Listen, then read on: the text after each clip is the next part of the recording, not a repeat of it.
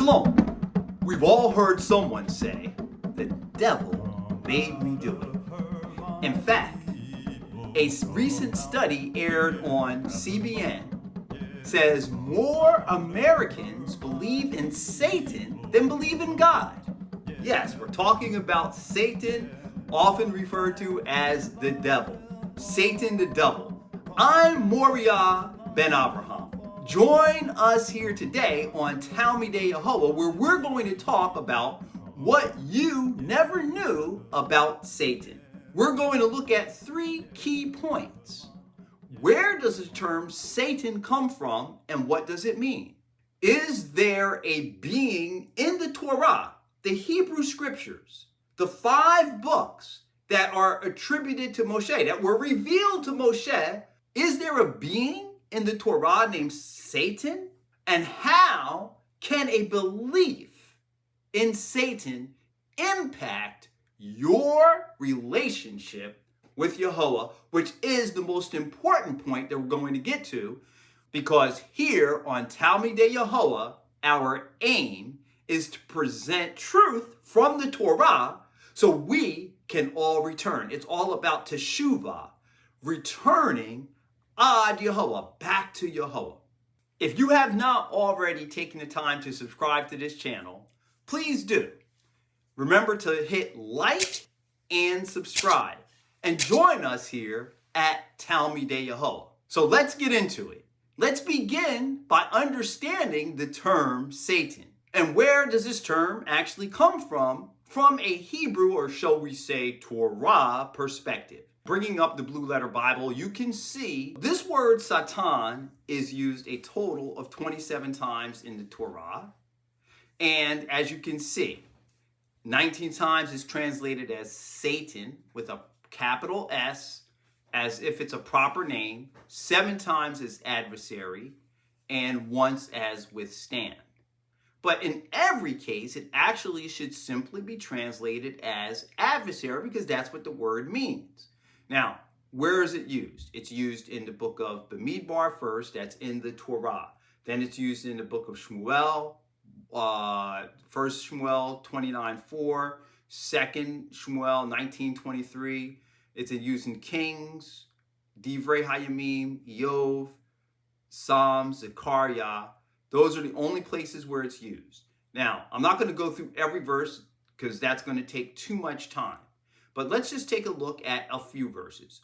Here it says, "But Elohim was angry that he was going, and the angel of Yehowah took his stand in the road as Satan, as an adversary."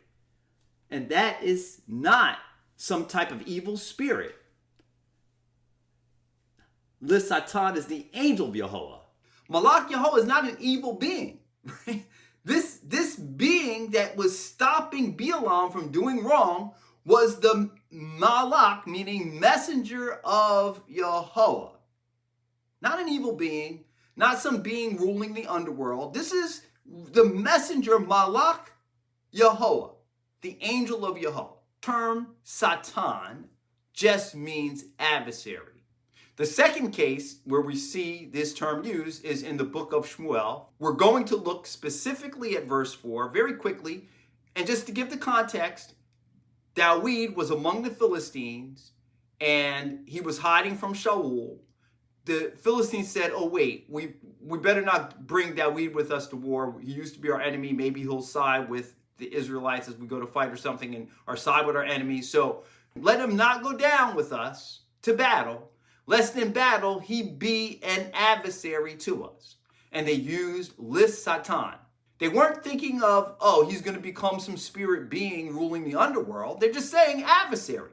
So the Hebrew word Satan simply means adversary. Now, like I said, I'm not going to go through every single verse to prove this point.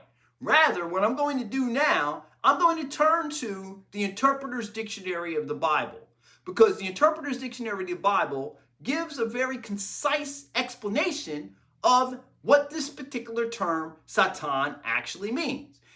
Nowhere it says in the Old Testament That's their wording. We don't call it that. It's the Hebrew text as far as we're concerned. Nowhere in the Hebrew text does Satan, they say Satan, appear as a distinctive demonic figure opposed to God. Again, their term, we would always say Elohim or Yehova, our Elohim.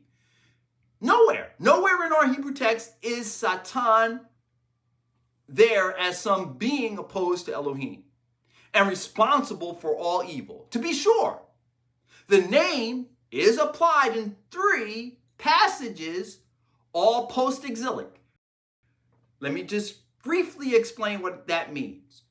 There was a time when the children of Israel came out of Egypt. They received the Torah. They were supposed to be in a covenant relationship with him. They broke the covenant.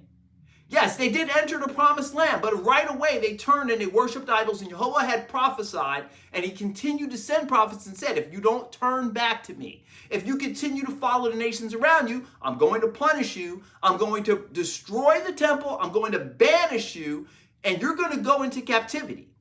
And all the curses that were prophesied, read the book of Devarim, read Deuteronomy 28. All of those curses came upon the children of Israel. We were cast out of the land, right?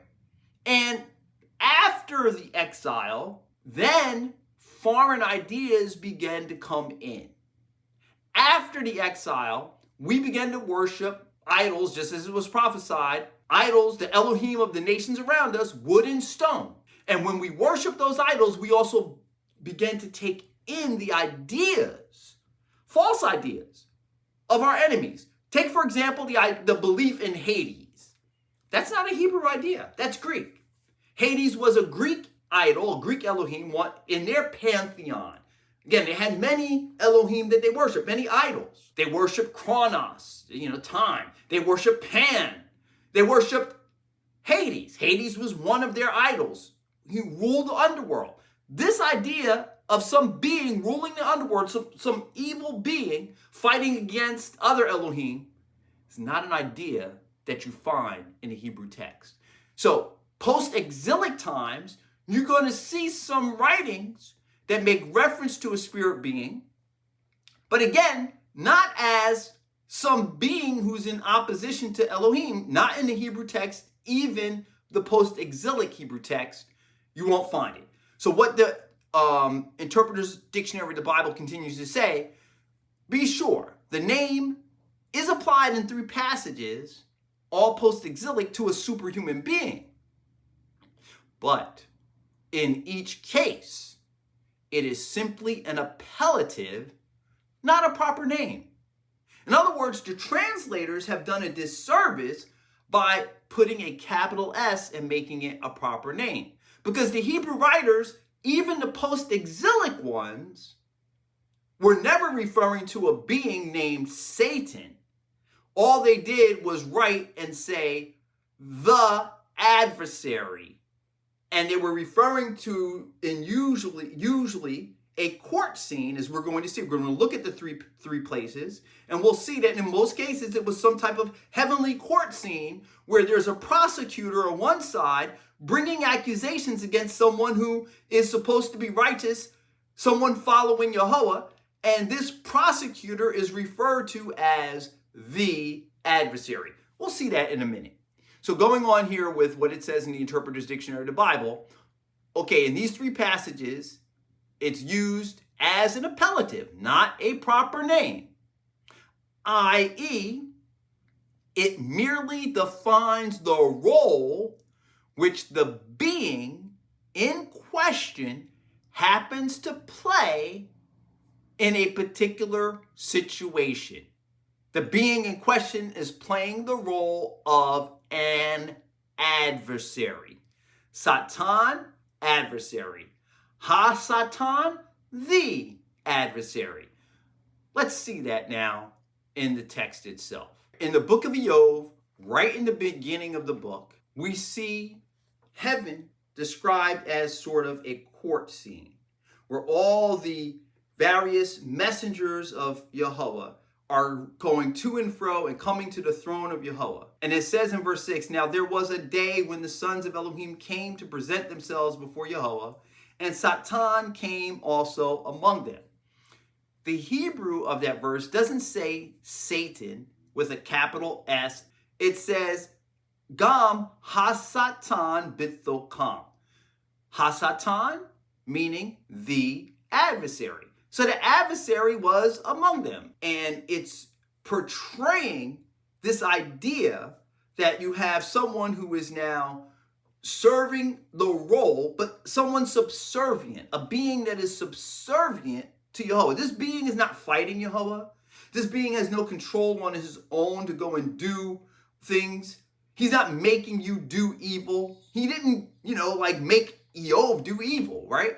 This is all being used. It's sort of let's say a device, just like we write in English, and you might, in order to illustrate a point, refer to someone as an adversary or someone as a prosecutor.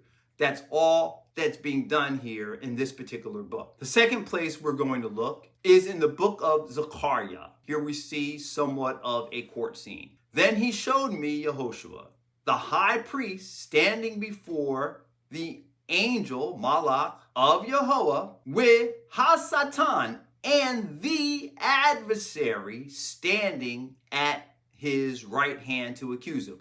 Not a being named Satan. If I hover over this particular footnote in the Blue Letter Bible, you'll see that it literally says adversary or accuser. This is an indication that the translators themselves know that it's wrong to actually translate this as Satan with a capital S. They know that.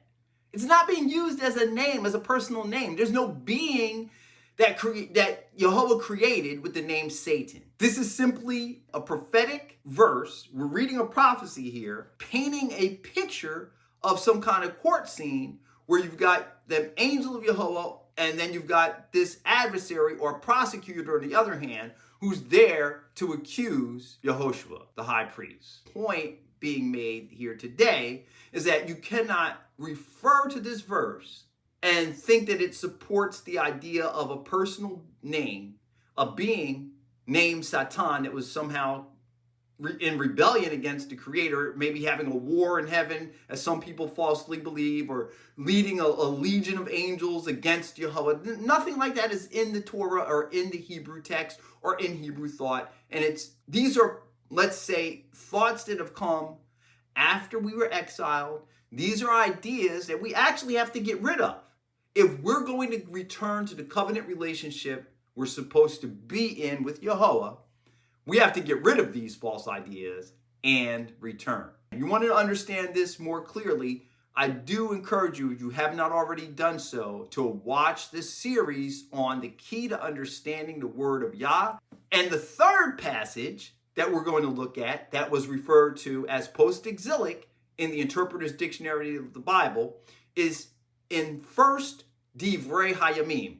Just as an example, one reason we stick to the Hebrew names is we don't want to blaspheme by using Greek names, which give credence to Greek Elohim, like Chronos, who's supposedly the father of time. We don't call the book Chronicles, giving honor to some idol named Chronos. We call the book the way our ancestors did. The name of the book should be called Divrei Hayamim. Okay? Divrei means these are the words of our days. Divrei Hayamim. It's a history book. We should treat it as such. Not to be treated on the same par with the Torah. It's a history book. It says, then Satan stood up against Yisrael and incited Dawid to count Yisrael. Now, there's a couple of things to point out. First of all, here we do not see the definite article used. It says, Vaya'amod Satan al Yisrael. However, the Interpreter's Dictionary rightly points out, and I'm going to quote it here, in 1st Divrei Hayamim 21:1, Satan is said to have incited Dawid to the sin of taking a census. Although the term is here used without the definite article, it is nonetheless no proper name, but simply a common noun, i.e., a Satan, or a adversary, denoting a spirit in this case, virtually a personification of human frailty, who happened on that particular occasion to act with untoward effect. The point is clear. The writer did not intend to use this term as a personal name of a spirit being ruling the underworld. But it does reflect the infusion of ideas as now being exposed to the Babylonians, being exposed to the Greeks. Foreign ideas and personification of human frailty begins to fall in, and people are now attributing wrongdoing to an adversary. This is not something that you find in the pre-exile writings at all, and this is a departure, really, the beginning of the departure from what we're trying to return to. We're trying to return to the covenant relationship that we're supposed to have with Yahweh, which is based on the Sefer HaBrit, the book of the covenant, the very words that were revealed at Har Sinai, Al Pi Yahweh B'Yad Moshe. I'm going to continue with the 3 points. I think the first point has been made very clear. Where does the term Satan come from? It comes from the Hebrew word Satan, and it's just a transliteration of that term. The second point has been made clear. Is there a being in the Torah named Satan? Answer is simply no. But there are a few other verses that I do want to touch on before we conclude this second point. First, let's take a look at YHWH, that's what they call Isaiah, chapter 14, where there's reference in most English translations to some being named Lucifer. Let's notice the mistranslation here. Context is always important. So we're going to start not in the very verse where this name is referenced, which again is a wrong reference. Let's start to get the context by looking at chapter 14, verse 3. And it will be on the day when Yahweh gives you rest from your hardship and turmoil, and from the harsh service which you have been enslaved, that you will take up this taunt, or shall we say proverb, against the king of Babylon. I want you to take note of who is being referred to here. We're not talking about a king of the underworld. We're not talking about a spirit being.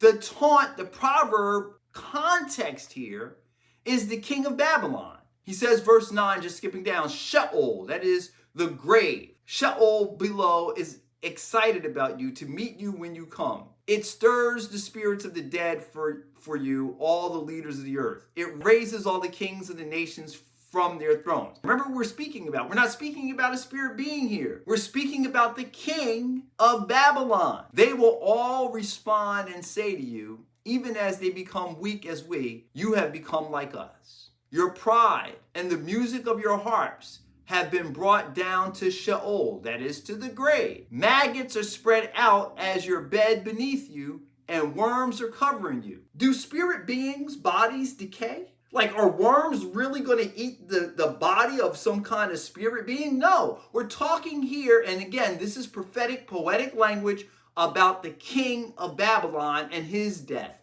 his destruction. And not only the king, it's talking even poetically about the whole nation of Babylon, Babylon's prophetic destruction. It says here, how you have fallen from heaven, you star of the morning. Now let's just look at the Hebrew of this verse.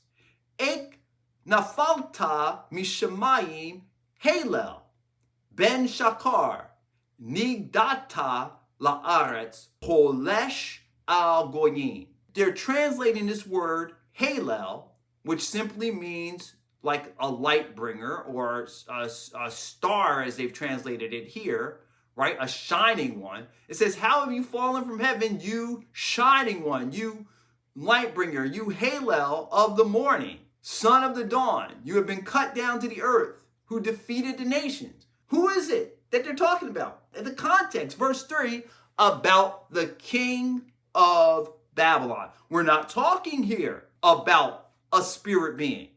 So when the translators translated this from Hebrew and they went into what they call the vulgar language, Latin, they picked up the Latin word Lucifer, which means light bringer, capitalized it with a capital L, and then said, "How have you fallen from heaven, O Lucifer?" That's the way King James translated this. "How are you fallen from heaven, O Lucifer, son of the morning?" So they personified, they're now giving a personal name, Lucifer, to this being, but it was not talking about Lucifer.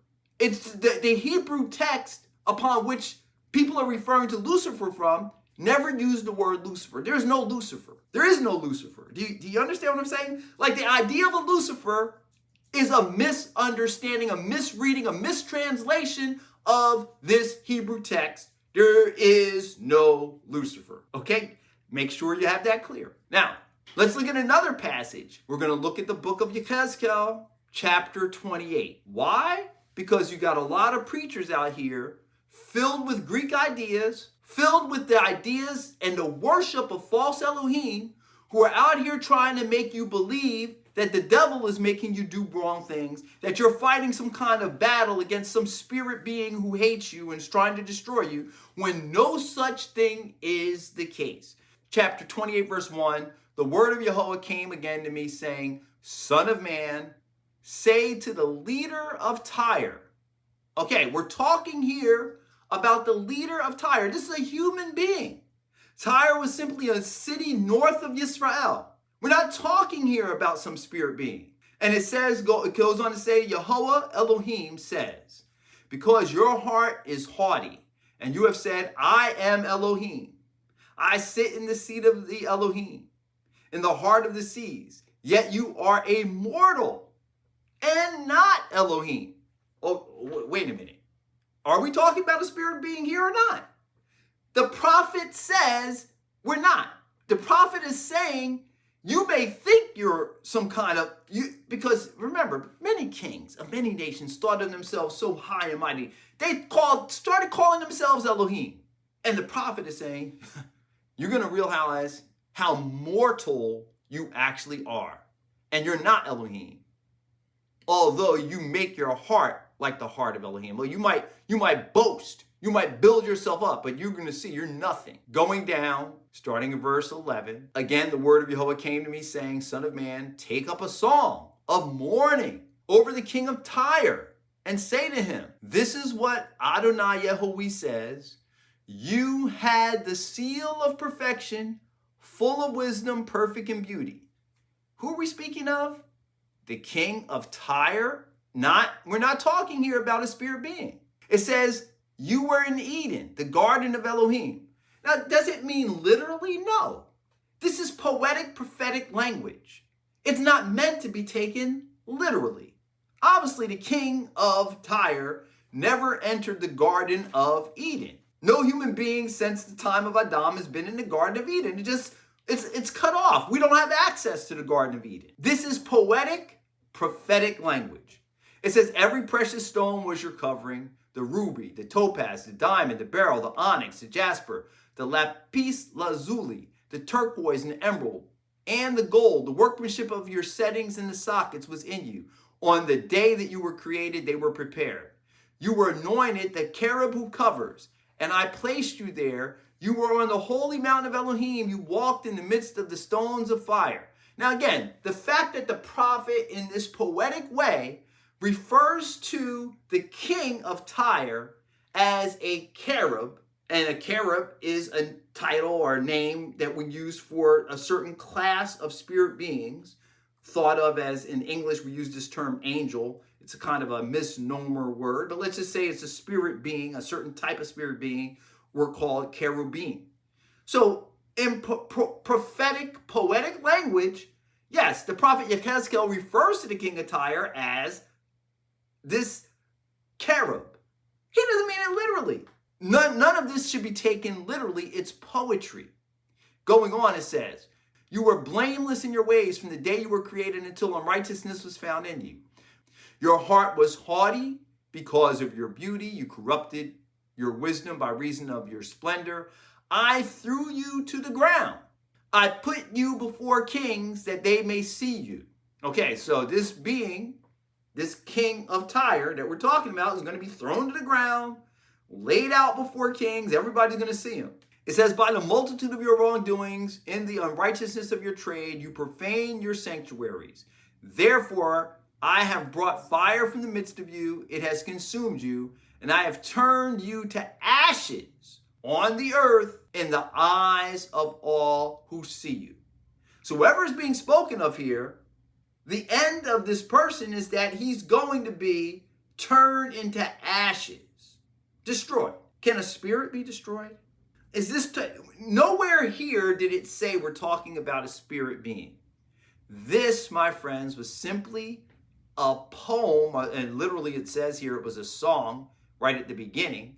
Take up this song of mourning over the king of Tyre. It's a song. You don't take a song or poetry to build an understanding, a technical understanding about the nature of what Yahweh has created. It's just incorrect way to use the scripture. In the writer's thoughts, he was not trying to convey that this was a spirit being. We're talking here about the king of Tyre. And just as you continue on in verse 20, now we take up a song against the king of Sidon. Should we now think of this song also referring to spirit beings? Like, why are we picking and choosing? If all of these are about some spirit beings, how come we only refer to the one, king of Tyre? That's a misuse of the text. The prophet Yehezkel did not write the text with the intent of anyone walking away thinking that there was some spirit being named Satan ruling the underworld. That should be now abundantly clear. I want to move on then to our third primary point in this particular video. How can a belief in Satan impact your relationship with Yahweh? The reason why this is so important to get correct is that if you have the false idea that the devil made you do it, it means you're not going to really take responsibility for the choices you make. You're just going to cast it off or blame it. Oh, it wasn't really me. The devil made me do it. And that is simply not a teaching that we should actually embrace. It's not there in the context of the Torah, and it's harmful to us developing a relationship with Yahweh. We have to take responsibility for our choices. We have to choose to do right. And that's the teaching of the Torah from the very beginning.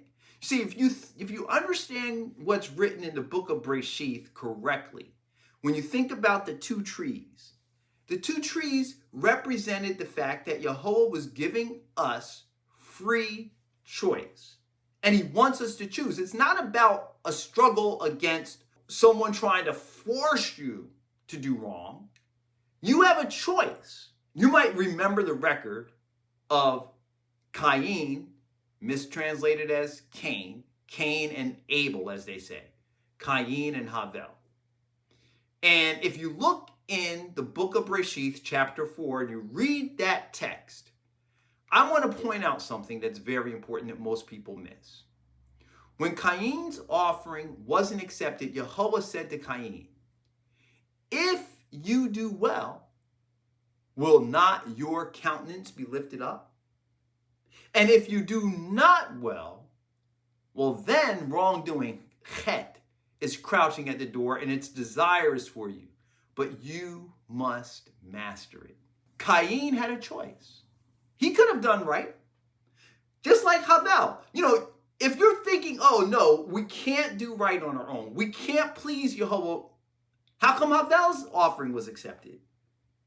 Like, if the text was trying to tell you you could never do anything right, well, who was Havel, the brother of Cain? Why was his offering accepted? The reason Cain's offering was rejected was because he was filled with pride. That's why. Most people misread the entire story. Cain was filled with pride, and Yahweh rejects the proud, and he lifts up the humble. There's a lot more I could teach about that. Maybe that's for another time. But let's suffice it to say that Cain had a choice, and Yahweh clearly told him, if you do well, you'll be accepted. If you do well, you will be accepted. You have a choice to make. This is just like the two trees. The first two human beings had the choice. They could have chosen to eat of the tree of life. They made the wrong choice, and they chose to eat of the tree of the knowledge of good and evil, which Yehova had said we should not eat of. Moshe made it very, very clear in the book of Devarim, chapter 30. He said in verse 19, I call heaven and earth to witness against you today, that I have set before you, or I've placed before you, life and death. Blessings on the one hand, curses on the other. So choose life in order that you may live, you and your descendants. It's always been about choice. See, when the children of Israel were in the wilderness, do we ever read about Satan being the one that caused them to turn away from Yehova or caused them to do wrong? No. They made bad choices and they did wrong. It was never about some spirit being forcing them or making them do wrong. When we read about any of the people who did right in the Torah, like Abraham or Noah who walked with Elohim, again, where's this spirit being that was going to make you do wrong? He's not there. There is no Satan. We're not fighting against a spirit being named Satan. That's not the struggle. What we're fighting against is an inclination that we have that's built within our own hearts. An inclination to do wrong. And that is an internal struggle, not a struggle against some kind of outward force. It's a look within. We need to examine ourselves. We need to look at ourselves. And we need to therefore then take responsibility when we do wrong and ask Yehova to forgive us. Because what we find in the Torah is that Yehova is full, abundant in mercy, and ready to pardon. And that, my friends, is really the good news. All we have to do is say we're sorry, say we're wrong, turn to Yehova, repent of our wrongdoing, and Yehova is ready and willing to forgive. And we can return and be in covenant relationship with the Almighty, with the Holy One, with Yehova himself. It's our choice. I want to remind you, the reason we're in this confusion is because the bad choices that we and our ancestors have made. We're the ones who chose to turn away from Yehova, and that led us into our exile and the destruction of the temple. And it led to the influx of many false, deceptive, and literally destructive ideas. But Yehova inspired King Shlomo, the son of David. Many people mispronounce his name and say Solomon. In Hebrew, Shlomo, it means peace. When he dedicated the temple, when the temple first was built in Jerusalem, on the holy mountain, he prayed a prayer during that dedication. And during that prayer, we're not going to read the whole prayer. You can read it for yourself in the first book of Melachim. Very important prayer. A long prayer too. But he mentions the state that we would find ourselves in even now, right down to this day. And he says in verse 46, when they commit chet against you, do wrong against you. For there is no person who does not do wrong. And you are angry with them and turn them over to their enemy, so that they take them away captive to the land of the enemy, distant or near. If they take it to heart in the land where they have been taken captive and repent, that means to turn around and go back the other way. Stop going in the wrong direction and implore your favor in the land of those who have taken them captive, saying, we have done wrong. We did the wrong thing. We have committed these transgressions. We have acted wickedly. Not blaming it on someone else. Not saying the devil made me do it. That's going to stop us from returning. You see, that's why this is important. But if we get rid of these false ideas and say, we have done wrong, I did it, We confess. And if they return to you with all their heart and with all their soul in the land of their enemies who have taken them captive, and pray to you toward their land. Yes, when you pray, you're supposed to face the land that Yehova swore to our ancestors, Abraham, Yitzchak, and Yaakov. Face Yerushalayim. If you're praying in any direction, where's that coming from? That wasn't the teaching of the Torah. Our ancestors didn't believe that. Daniel, you remember Daniel? He prayed 3 times a day. He opened his window and faced Yerushalayim. If you're not doing that, ask yourself why. Where is the idea of not facing Yerushalayim coming from? It's not coming from the Torah. It's not coming from our culture. We got to return. We got to wake up. If they turn toward their land, which you have given to their forefathers, to their fathers, the city which you have chosen, and the house which I have built for your name, your Shem, then hear their prayer and their pleading in heaven, your dwelling place, and maintain their cause, and forgive your people who have committed this transgression against you, and all their wrongdoings which they have committed against you, and make them objects of compassion before those who have taken them captive, so that they will have compassion on them. That's what we need to do. So let's make the right choice. It's all about choice. Yehova says, I've set before you life and death. Choose life, because there's no one out there no spirit being out there making you do wrong. That would mean we don't have a choice. Don't believe the lies. Come away from the deception. Come away from the false teachings that have been holding us captive. Let's break free from those bonds. Let's make the right choice. Let's choose now to live. If you like this video, please take time to hit the like button, subscribe to this channel, share this video with your friends, and let's help all Yisrael to be part of this journey of return. Shalom, shalom.